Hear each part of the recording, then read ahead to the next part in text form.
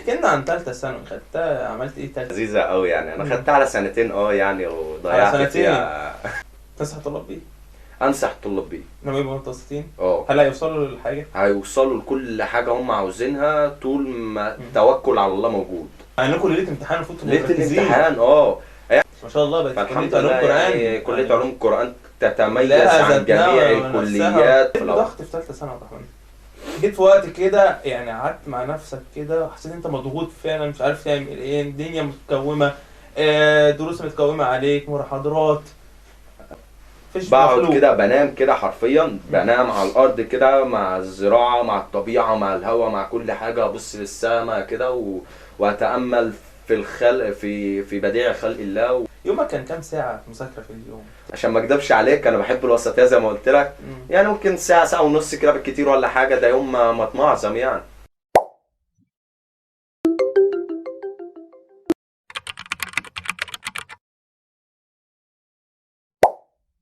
اهلا بكم في بودكاست حكايات ثانويه. بودكاست بنحكي فيه عن حقائق ووقائع من طلاب ثالثه ثانوي ذات نفسهم، لان سمعنا الفتره اللي فاتت كتير بيشتكوا من ثالثه ثانوي. كل واحد بيكون فينا عدى بتجربه مختلفه، فيها صعاب وفيها انهيار وفيها احلام، فيها كل حاجه. لكن السؤال الحقيقي هنا، هل الثانويه فعلا بتحدد حياتك؟ ده نعرف في الحلقه دي. ضيفنا النهارده متميز شوية، عدى بصعاب كتير، عدى بطرق صعبة وضغط كتير سواء نفسي سواء من أهل سواء بره، عدى بحاجات كتير لكن قدر يوصل لحاجة ما كناش نتخيلها. معانا النهارده أستاذ عبد الرحمن بلال. ازيك يا أستاذ عبد الرحمن؟ الحمد لله. عامل ايه؟ الحمد لله. صحتك عامل ايه؟ صوتك راح ولا ايه؟ اديك ميه. معلش بقى. صحتك عاملة ايه؟ والله كله زي الفل الحمد لله. الحمد لله. بص، عايزين نفتتح البودكاست بقراءة قرآن. أنا عرفت إن صوتك ما شاء الله كويس ومجود كمان وتلاوة، ما شاء الله. فعايزين نفتتح. كل ده عرفته عني. عايزين وانا ما اعرفش نفتتح الكلام ده ليه. عايزين نفتتح البودكاست إن شاء الله بآيتين من حضرتك. بسم الله الرحمن الرحيم.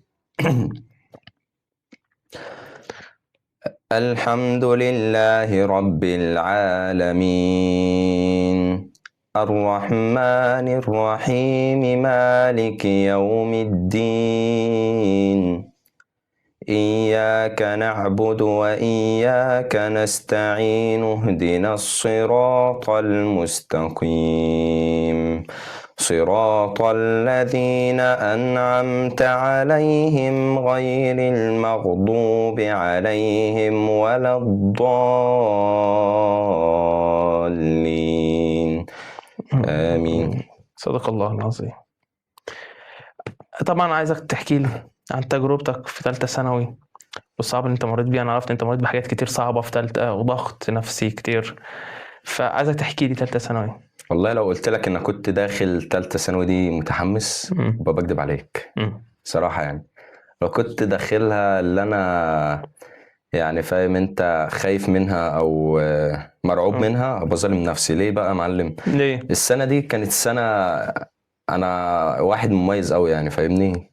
كنت داخلها عادي ده خالص. اللي انا عرفت عنك ما شاء الله يعني، عادي مع انك خالص كويس ومستواك كويس فرفوش قوي والدنيا معايا زي الفل قوي. اصحابي كانوا بياخدوني معاهم في كل حتة وبتيجي تروح في اي حتة يلا بينا يلا بينا. كنت في ثالثة ثانوي؟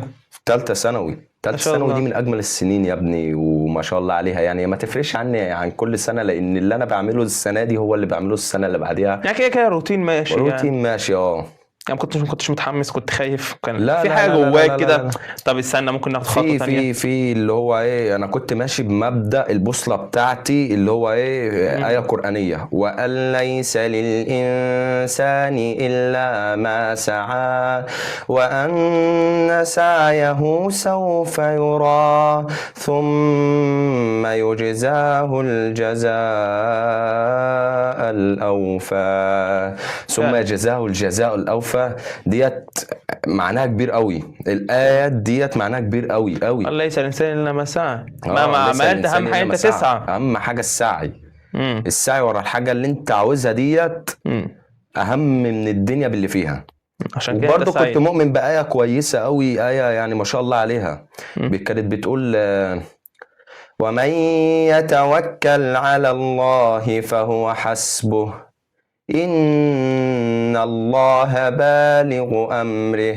صحيح. امال انا داخل كليه علوم القران دي ليه يا ابني؟ ما اللي شاء يفهم الله. معاني بس ايات القران مم. تسرح في مكان تاني خالص، ملكوت تاني. تروح اماكن تانية خالص. ما شاء الله على تفسير القران وجمال القران وحلاوه القران. ما شاء انا عاوز الله. اقول لك ان فيها معجزات أكيد تفوق طبعا. خيال الانسان اصلا. ما شاء الله. يعني- كل ما بتفسر القرآن كل ما بتعرف حاجات اكتر، كل ما الحمد لله، بتدرس كل ما الحمد لله. بتفهم حاجات. كل ما بتعرف قدره القادر ما شاء وعظمه الله. الخالق. احكي لنا عن ثالثه ثانوي، خدتها عملت ايه ثالثه ثانوي؟ والله ظبطت تالتة الدنيا؟ ثانوي ديت سنة لذيذة قوي يعني. أنا خدتها على سنتين يعني وضيعت على سنتين؟ فيها لا نسمع القصه الجديده. على سنتين؟ على سنتين والله. يعني أنا كنت آه. مفكر إن أنا هدخلها سنة واحدة في أول السنة. تمام. تنيت ماشي فيها بسم مش الله ما شاء مرتب الله حاجة. يعني. ما كنتش مرتب أي حاجة. جت فترة رمضان بقى والدنيا ديت، فأنا كنت إمام مسجد ما شاء وصلي الله. ما بالناس شاء بقى الله. وبتاع. أنا زي ما أنت عارف أنا حافظ القرآن يعني، وأنا في 5 ابتدائي. كنت ختمه؟ الحمد لله. في 5 6 ابتدائي؟ ابتدائي في ما 6 شاء الله. ابتدائي ختمته المرة التانية يعني. تاني؟ مع شيخ تاني. ما شاء الله. يعني الحمد لله كله بسبب والدي ووالدتي يعني، هم اللي حافظين ربنا القرآن يبارك يعني لك عشان ما فيهم أكذبش عليك. والله، ربنا يبارك لك فيهم. امين يا رب. ما شاء الله عليك. فجيت بقى بعد لما رمضان خلص وبتاع، بصيت لقيت المنهج كله حط تراكم عليك. عليا. ايه ده يا جدعان؟ احنا مش في ثانويه. احنا طب كده إيه؟ في ملاهي. احنا كده في ملاهي حرفيا. انا بصيت بكتر يمين تبص شمال، المواد. عليك كيمياء وفيزياء واحياء ورياضه لا لا لا لا ومواد لا. شرعيه متكاثره وحاجات كنت كتير بتذاكر يا عبد الرحمن؟ كده. انا يعني كنت ما بتذاكر اكدبش بس عليك قصرت؟ يعني انا متوازن. كل حاجه انا متوازن فيها. مم. كنت ماشي بمبدأ اللي هو الوسطيه والاعتدال. حتى في المذاكره كل حاجه وسطيه. اول شهر معاك كان ماشي ازاي؟ يعني اول شهر انا ما عملت زي كل الناس طبعا، تجري تحجز عند الدروس ومدرسين والكلام ده. وزي ما قلت لك انا بحب التوسط في كل حاجه دي كنت يعني. مميز فيها. بداتها بالراحه كده، اللي هو مدرسين بالراحه، اخترت بالراحه، ظبطت بالراحه مواعيد دروسي، مواعيد مش عارفه ايه كله. هي كانت في اول شهر مش متظبطه قوي، بس جت بعد كده ظبطت كل حاجه ومشيتها. شهر 10 برضك يعني الحمد لله وظبطت معايا اول شهر. بس في آية قرآنية انا برضك تذكرتها لما انت قلت لي السؤال ده. ما شاء الله. قال تعالى بسم الله الرحمن الرحيم: ولا تجعل يدك مغلولة إلى عنقك ولا تبسطها كل البسط فتقعد ملوما محسورا. ما شاء الله. يعني ايه؟ ما شاء الله. يعني انت ما تسيبهاش خالص يا اما تعملها خالص. ما تسيبهاش خالص ولا الكلام ده تمسكها في خالص. المذاكره؟ الكلام ده في المذاكرة، في كل حاجة. تنصح الطلاب بيه؟ انصح الطلاب بيه انهم يبقوا متوسطين. اه هل هيوصلوا للحاجه؟ هيوصلوا لكل حاجة هم عاوزينها طول ما التوكل على الله موجود. يعني فتوكل على الله. سيبها على الله. انت كل حاجة مكتوبة اصلا ومحددة ومقدرة من قبل ما انت ما تيجي. انت ما عليكش غير السعي والتوكل على الله فقط. فقط. ان شاء الله. ما شاء الله. كنت بتذاكر لوحدك يا عبد الرحمن ولا بتذاكر مع اصحابك ولا ايه كنت بتعمل ايه؟ لا لا لا احكي لنا انا عاوز تجربتك اقول لك كده. بقى ان المذاكرة مع الصحاب دي مذاكرة فاشلة بجد والله. عشان ما كنتش اكذبش عليك. بتذاكر؟ لا المذاكرة مع الصحاب دي مذاكرة فاشلة. يجي واحد زي عبد الرحمن محمد حسين كده، ولا واحد زي محمود، ولا واحد زي احمد عبد السلام والناس دولت، ولا سيف، ولا الناس ديت، يقول لك تعالى ذاكر معايا. طب انا هذاكر معاك، انت هتلغوش عليا والغوش عليك والكلام ده. محدش هيذاكر مع التاني، ده شغل عبط. وربنا ما حد هيذاكر مع التاني. تفتحوا الكتب بقى وده تلاقيه بيفتح لك سهرانة ابويا وامي، وده سهرانة البت الفلانيه والولد الفلاني، ودخلت بقى في بعضها كوسه وبتاع كده، فاهم انت؟ عملت لنا شوربه طبيخ، قلبت لنا شوربه طبيخ كده. معلش مذاكره. مذاكره لا ما فيش خالص. انا اعرف واحد صاحبي كان طالب مني اللي انا اذاكر معاه، ما رحت قعدنا الكلام ده كان ليله الامتحان. انا عاوز اقول لك بقى اللي هو اقنع اهله من هنا، وعبده اللي ما فيش من عبده بسم الله ما شاء الله عليه عبده تفوق. وبعدين هيجي يذاكر معانا وبتاع. رك ما دخلت عليه الاوضه واتقفل علينا باب، احنا الثلاثه انا واثنين من صحابي، فتحنا الكتب كده وقعدنا نبص فيها كده، ولا انت فاهم حاجه وده مش فاهم حاجه. كل واحد المهم اشتغل ان باللي عبده يلا يا عبده ذاكر لنا. فاللي هو عبده عاوز يركز على كام نقطة معينين قبل ما الامتحان يجي، ده خلاص ما تفضلش غير يعني 15 ساعة ولا حاجة على الامتحان. كنا مثلا الامتحان ليلة الامتحان المغرب يعني خلاص بينك وبين الامتحان اوقات قليله خالص. فاهم انت؟ فبصيت لقيت الدنيا خربت من هنا، ده فتح لي موضوع كذا وده فتح لي موضوع كذا وانا قاعد يا جدعان اهدوا يا جدعان. انا مسكت الورقه والقلم. كانوا شاطرين ولا لا؟ هم يعني المذاكره بتاعتهم كانت الحمد لله وسط برضك. بس الفكره انا لقيت نفسي في توتر جامد، وده فتح لك موضوع وده فتح لك موضوع ونسوا الامتحان اصلا. انا بدات مسكت الورقه وقعدت اشخبط فيها، عارف انت اللي بيطلع توتره في الورقه. مع انكم ليله امتحان المفروض تبقوا ليله مركزين. الامتحان الثانويه بقت جد. والله حسيت الثانويه جد قبل الامتحان باسبوع. قبل الامتحان باسبوع عشان ما اكدبش عليك يعني. انا قلت لك انا مميز وكل حاجه يعني. قبل الامتحان باسبوع كنت حسيت اللي خلاص الثانويه راحت. خلاص احنا دخلنا يعني ما قلتليش شهر 4 ولا شهر 5. لا ولا شهر 4 ولا 5 الكلام ده ما بياكلش معايا. لا عملت ايه ساعتها يا عبد الرحمن لما حسيت ان الثانويه خلاص؟ والله انا فكرت ان انا هاجل بقى وخلاص. جيت في الوقت ده اجلت؟ الوقت ده اكتر وقت تغلط انك تفكر فيه. يعني انت اجلت قبل الامتحان باسبوع يا عبد الرحمن؟ قبل الامتحان باسبوع كنت واخد القرار بتاعي. اهلي نصحوني اني ما اجلش. هو الصراحه كان فريقين يعني، فريق يقول لي اجل وفريق يقول لي لا، بس اغلبيتهم ما تاجلش. بس كانش فيك ان انت شخص كويس وفي ايدك ان انت تعمل ده. انا كان في ايدي اللي انا اعمل كده الصراحه يعني، عشان ما اكدبش عليك. ايه اللي خلاك متردد او اللي خلاك ما تعملش؟ ليه اللي خلاني ما اجلش السنه؟ اللي خلاك اجلت؟ كنت عاوز اجيب مجموع يعني، كان نفسي اخش هندسه بترول الحمد لله، بس ربنا ما كرمنيش بيها. بس ما شاء الله بقت كليه علوم قران يعني كليه علوم القران تتميز عن جميع الكليات وتتميز عن الفقه عن الطب والهندسه والصيدله. ما شاء الله تتميز عن جميع الكليات. في حاجات كتير جدا طبعا. انت بتتكلم في ايات ربنا وتتكلم في تفسير القرآن ومعجزات وحاجات. انت الطب اصلا يعني ما وصلش الكلام ده كله يعني. انت بتاخد المعجزات والحاجات دي من القرآن ما شاء الله، ويخترعوا منها ادويه بقى، يخترعوا منها مش عارفه ايه، يكتشفوا اهرامات. طبعا في كل ده في تكتشف. القرآن. يعني فعلا انا حبيت المجال ده اللي هو كنت داخل علوم القرآن وانت حاببها. هو الصراحة عشان ما اكدبش عليك في الأول يعني كنت داخلها بسبب إن والدي ووالدتي يعني كانوا حابين إن أنا أخش فيها. والدي كان مركز قوي على الكلية ديت لأنها كلية ما شاء الله عليها يعني. كان عارف إن هي فعلا أنت تنفع فيها. أيوه الصراحة يعني. أما أنا ما كنتش حاببها في الأول. حسيت بضغط في ثالثة ثانوي يا عبد الرحمن؟ جيت في وقت كده يعني قعدت مع نفسك كده وحسيت انت مضغوط فعلا مش عارف تعمل ايه، الدنيا متكومة، دروس متكومة عليك، محاضرات. أنا عاوز أقول لك يعني حسيت عمرك قعدت في الأوضة كده طلعت اللي جواك في حاجة غلط بتحصل فيا أنا ليه كده؟ سألتش؟ عملتها بس انا ما بحبش اكسر وادغدغ والكلام ده. انا احب اروح اقعد في ارض هاديه كده فيها زرع كده فيها هواء نظيف ريلاكس. في مكان انا محدده كده في شجره. عملت ايه؟ في شجره والاربع نواحي كده اللي هو الدايره 360 درجه دولت اراضي ما شاء الله. مفيش مخلوق كده. بنام كده حرفيا بنام على الارض كده مع الزراعه مع الطبيعه مع الهواء مع كل حاجه. ابص للسماء كده واتامل في الخلق في بديع خلق الله وخلق الله ويعني لومت نفسك عليه ولا طلعت ايه؟ حسيت بايه ساعتها يعني؟ احكي لي موقفك ساعتها. انت لوحدك مفيش حد جنبك وحاسس انت في حاجه انا غلط. دايما متاكد ان ربنا معايا دايما. ما اكيد طبعا ربنا معاك دايما ومعانا كلنا، بس يعني لحظه فيها انت حسيت فيها ضغط او انت مش عارف تكمل مذاكره او مثلا كان عندك درس مثلا وما عرفتش تذاكر كويس؟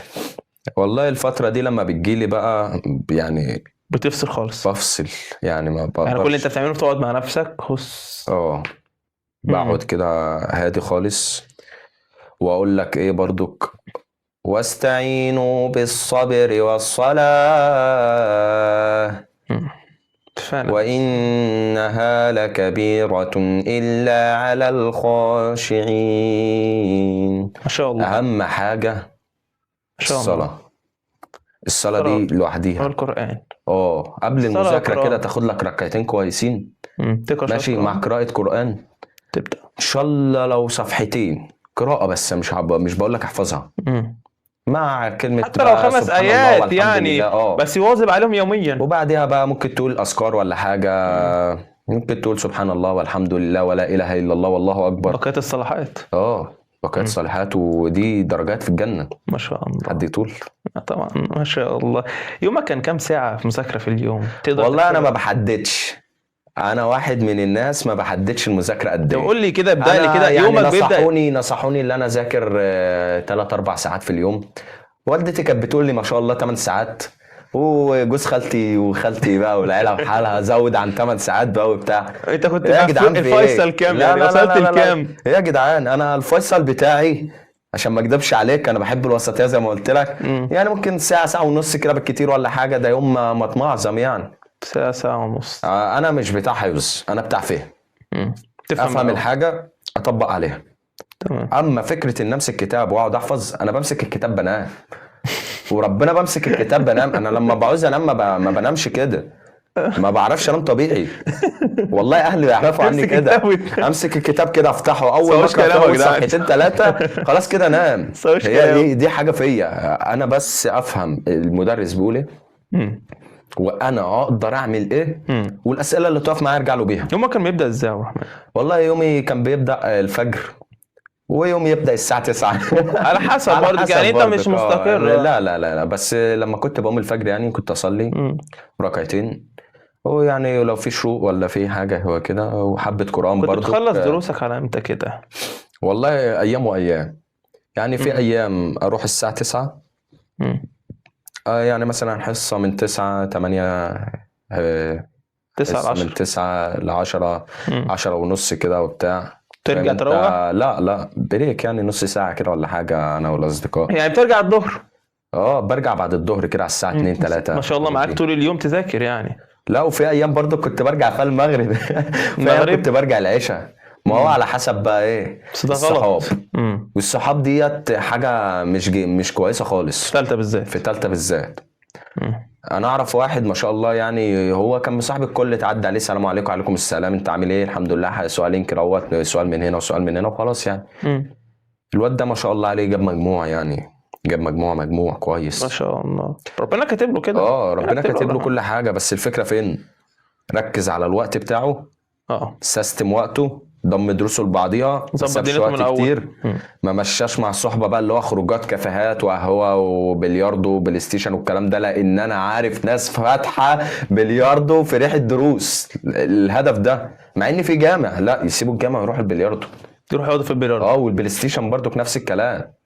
حاجه مش كويسه صراحه والله. ايه اكتر حاجه بتضيع وقتك في ثالثه ثانوي يا عبد الرحمن؟ ايه اكتر حاجه بتضيع وقت الواحد يعني في ثالثه ثانوي؟ ضيع وقتك انت، ضيعت وقتك في ثالثه ثانوي، حسيت ان انت بسببها ندمت ان انت عملت كده او ضيعت وقتك بسببها؟ والله انا ضيعت وقتي في حاجات كتير. منهم ايه؟ اذكر. يعني انا واحد كنت في ثالثه ثانوي كنت واحد شقي شويه. شقي؟ اه تلعب كتير يعني؟ بلعب كتير تحب اللعب؟ وبحب العراكي كتير برضك عشان ما اكدبش عليك. كنت بعمل حاجات يعني ما شاء الله عليها يعني. ربنا صاحبي ده دلوقتي. يرن عليا تعالى لي في ربنا عركه يهداك. فلانيه، تعالى لي مش عارف ثالثه في ثانوي؟ في ثالثه ثانوي كنت اسيب الحصه وانزل عادي. انا عايز اقول لك حاجه تانية كانت بتضيع وقتك ايه طيب؟ حاجه تانية يعني البلياردو تمسك تليفونات والكلام كتير ده. في ثالثه؟ التليفون بقى ده اكتر حاجه مضيعه البشريه حرفيا. مش وقتك انت، البشريه كلها. البشريه كلها. النت ده ما خلاش حاجه للعالم، العالم كله باظ. النت ده خراب دائم. بس منه مفيد يا باشا. لا لا لا لا لا, لا. ما فيش حد بيستعمله مفيد، قليل قوي. لا لا لا عايز لا تقول لي يا عم 1% اللي بيستعمله مفيد؟ في، لا في ناس يا بيستعملوه مفيد. عبده، يا دكتور عبده، في انا ناس. عارف انا بقول لك ايه يا دكتور عبده. مم. انا عارف انا بقول لك ايه. مم. انا اعرف 100 مليون نسمه. لا مش أنا أعرف الدرجات كم في الدار انت كلها. راجل كبير في علوم قرآن، لا ده مش الدرجات دي يعني. هزار. اكتر لحظه عدت عليك في ثالثه ثانوي كانت صعبه؟ اكتر لحظه كانت صعبه عيطت في ثالثه ثانوي قبل كده يا عبد الرحمن؟ احكي لي القصه. لحظه حصلت معلش معايا أقلم في عليك بس مدرس احكي لي. انجليزي. في مدرس انجليزي؟ استاذ عبد اللطيف، ربنا يعني يديله الصحه وطولة العمر يعني ان شاء الله. دخل عليا انا وزمايلي انت فاكر موقف؟ طبعا. اليوم ده ما كناش حافظين. كل حافظين فصل ايه؟ كلمات إنجليزي يعني ولا كجرامر؟ كلمات وجرامر. مش حافظين اصلا؟ ما شاء الله. الفصل كله بما فيهم انت. مش مهم، يلا. المهم يا دكتور عبده دخل علينا مسك الفصل كله ضرب. انا اليوم ده كنت حافظ الكلمات، انا عاوز اقول لك اللي انا كنت كاتبها في كراسه 24 ورقه، كنت فار ال 24 ورقه كتابه كلمات بس. اللي هو انا خلاص انا هحفظ يعني هحفظ. جيت قدامه رقم سألني كلمات كذا كذا كذا، يلا سمع جرامر، كله طار ساح من كتر التوتر. انا شفت العصا من هنا خلاص ما لقيتش كلمه. بصيت بقى رك ما ضربني اول تك عصايه، جيت رايح لقيت نفسي بعيط. الفصل كله، انا عاوز اقول لك ان الفصل كله عيط. المدرس اللي بيضربني لما شاف الدمعه نزلت من عيني كده، اول مره اتضرب عيط.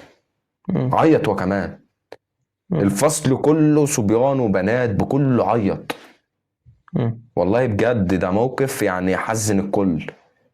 لقيته داخل بيقول لي انت اتضربت، انا اسف انا ما قلتش اضربكوا تاني. قلت له لا حقك تضربني، بس انا من حقي انا حفظت. مش عارف كل اللي انا حفظته ده راح فين. كان موقف في قمة الفظاعة. بعد كده والله الحمد لله يعني بدأنا نشد شوية مع شوية بدأت الحمد لله حبيت الإنجليزي. بدأت اتميزت فيه. أنا ناقص 4 درجات في الإنجليزي الحمد لله يعني في الثانوية. ما شاء الله. ما كله بفضل المدرس ده يعني. مين كان بيدعمك في ثالثة ثانوي يا عبد الرحمن؟ قبليه ايه؟ مين كان بيدعمك في ثالثة ثانوي؟ كان بيوقف جنبك على طول دايما. انا عاوز اقول لك العيلة كلها كانت بتدعمني. العيلة كلها كانت بتدعمني. كانوا واقفين جنبك؟ انت ما بتذاكرش، انت مش عارف ايه، انت صايع، انت فاشل. كل ده دعم يا ابني. تفكر ده بيقلل منك؟ دعم ايجابي. ما هو ده دعم ايجابي بالنسبه لي. انا شخص مميز. انت عشان كده شخص مميز. افهمني. محدش يفهمها ديت، ناس قليلين قوي اللي يفهموها. انا الدعم بتاعي انت ما بتذاكرش ليه، انت بتعملش ليه، انت بتخليش، انت شخص صايع اهو. ده بيخليك احسن يعني. داخل كليه علوم قراءه. ايوه طبعا ما شاء الله. انت كده. في ناس تانية بتاخدها على انها اهانه كرامتهم وقعت. لكن انت بتاخدها بدعم. لا انا باخدها بدعم الحمد لله يعني. انا ما كنتش هوصل المكان اللي انا فيها ديت لولا دعم اهلي ليا. والدي ووالدتي الحمد لله يعني. ما شاء الله ربنا يبارك لهم يا عبد الرحمن. والله اللهم امين يا رب العالمين. في فقره عندنا صغيره اسمها فقره اعترافات ثانويه. تتخضش من الاسم. لا بلاش. تتخضش من الاسم. لا بلاش. الفقره دي كل ضيف عندنا بيحكي حاجه او سر محدش عارفه طول فتره ثالثه ثانوي، لا اهلك ولا اصحابك ولا مدرسينك، حاجه انت عملتها محدش عارفها. ايه هي الحاجه دي يعني؟ حابين نعرفوها. ايه الحاجه اللي انا عملتها في الثانويه محدش عارفها خالص؟ ثالثه ثانوي يعني. انا كنت صريح معاك. انا كل حاجه كنت بعملها اروح اقول لوالدتي عليها. اتعرفت بقى اروح اقول لها عملت. ما تخبيش عليهم حاجه. لازم اروح اقول له لا. ما والدتي دي بالذات انا ما بخبيش عنها حاجه. ده غير بقى ان كان عندي صديق يعني ما شاء الله بحكي له على كل حاجه يعني. حب عن نصير له ما شاء الله. كده انت عارفه يعني. مفيش حاجه تانية كانت سر مثلا سبت اسئله ما قلتش لوالدك عليها مثلا في الامتحانات؟ ده انت قصدك بقى في الامتحانات بقى. انا قصدي عموما سر في ثالثه ثانوي خلاك ان انت ما تقولوش لحد. لا والله يعني. ما شاء الله. عايزك تشرح حته شهر 4 وشهر 5 عملت فيهم ايه قبل الامتحان؟ والله شهر 4 وشهر 5 دولت بدات اركز على حل الامتحانات. والدتي ربنا يبارك فيها جابتني قالت لي بص يا ابني انت مستقبلك بيضيع، فلازم تركز على اللي انت عاوز توصل له. انا بدات خلاص اللي انا مش عارف انا هدخل كليه ايه. ما كنتش حددت خلاص. انا كنت عاوز اخش كليه هندسه. جيت في شهر 4 وشهر 5 دولت انا ما بقتش عاوز اخش كليات. مش عايز خالص. التعليم ده بالنسبه لي تعليم ايه ده؟ احنا بنتعلم السنه. لا انا اجلت السنه بقى لما لقيت الدنيا باظت خالص. قلت ايه اخد النص واسيب النص. تاخد النص مواد وتسيب نص المواد.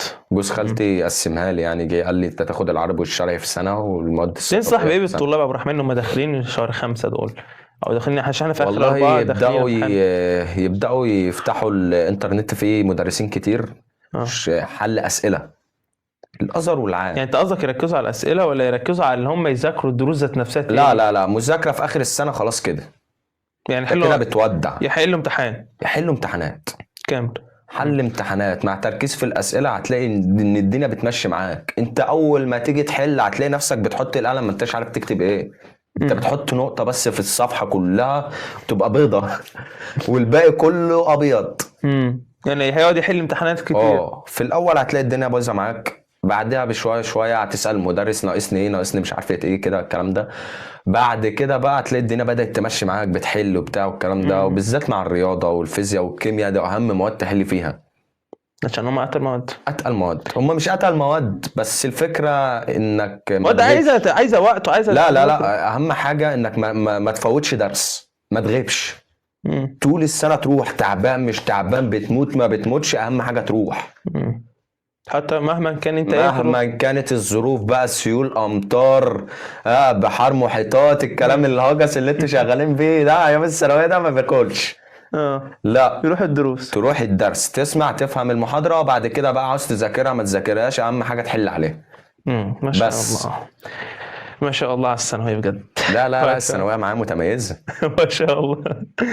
تنصح ايه اولياء الامور يعملوه للطلاب في ثالثه ثانوي مع طلابهم؟ يدعموهم، اهم حاجه الدعم المعنوي. زي الدعم بتاعك ولا دعم تاني؟ لا انا مش كل الناس يبقى زي الدعم بتاعي. انا قلت لك انا متميز، يعني انا ممكن انصح الطلاب. الاب ممكن يدخل على ابنه مثلا ايه بحته شوكولاتايه، حته بسبوسايه، داخل على ابنه مش بنته.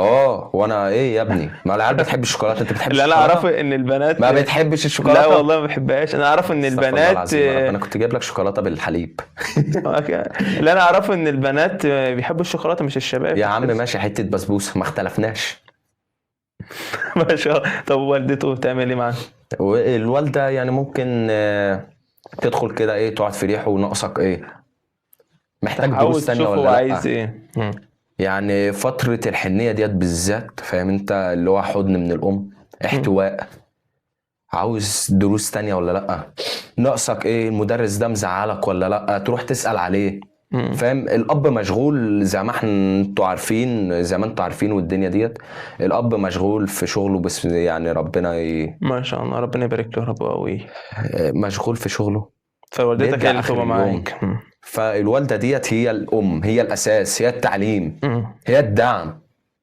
ما شاء الله. ربنا يبارك لك يا عبد الرحمن، والله ربنا يبارك لك فيها. انا اتبسطت جدا. او بالمناسبه عبد الرحمن صديقي ايام الثانويه، عشان كده تلاقوا حاجات كتير بيقولها.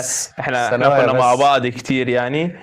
وطبعا قبل ما اقفل الحلقه، طبعا في هديه صغيره من بودكاست. طبعا يا رب تعجب حضرتك جدا. اجيبها لك. دي حاجه بسيطه جدا. ما شاء تمام الله. ما شاء الله. طبعا انت مقامك عالي، طبعا حاجه كبيره. لا بس يا عم تقبلها مننا بقى. كنت تجيبها مليانه طيب. سيبها لك ده. حاضر. ماشي. وجينا خلاص في نهايه حلقتنا النهارده.